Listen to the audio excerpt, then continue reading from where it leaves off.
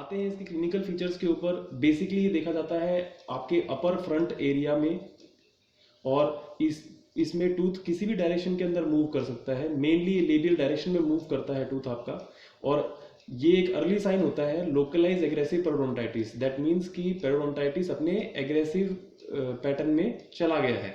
इसीलिए इसकी वजह से कई बार diastema between the upper front teeth भी देखा जाता है, जैसा कि इस फोटो में अपने को नजर आ रहा है।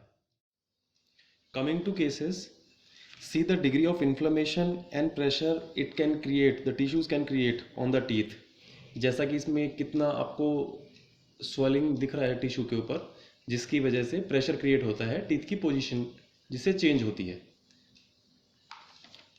नाउ उसी केस में हम देखते हैं जब हम लोग इमीडिएटली स्केलिंग कर देते हैं, स्केलिंग क्लीनिंग ऑफ टीथ करने के बाद क्या कंडीशन रहती है।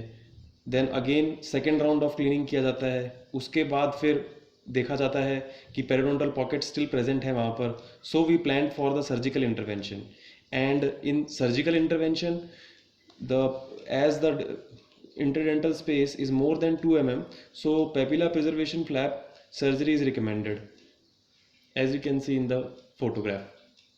Now coming to the another cases, similarly the same situation is seen there, and in those also the periodontal flap surgery is indicated due to the periodontal pockets which persist after cleaning of teeth. Now in this case you can see the amount of pathological migration, but the main culprit is palato-gingival groove on the lateral incisors.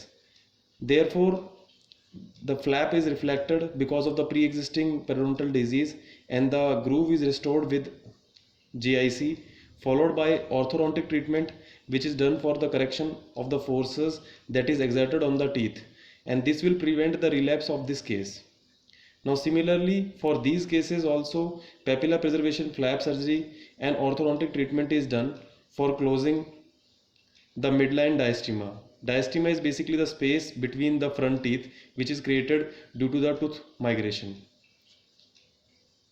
Now drifting is different from pathological migration, as in that it does not result from the destruction of periodontal tissue. Basically pyorrhoea के साथ drifting नहीं दिखाई देती है।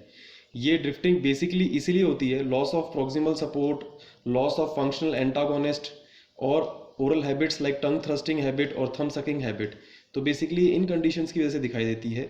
Generally ये मीजियली या distally या फिर एक्सट्रूजन ऑफ टूथ के साथ एसोसिएटेड होती है towards the direction of occlusal plane.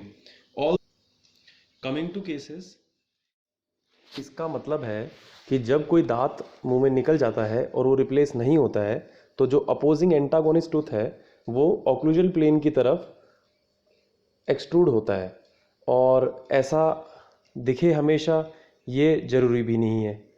So this ends the presentation here only. Thank you so much.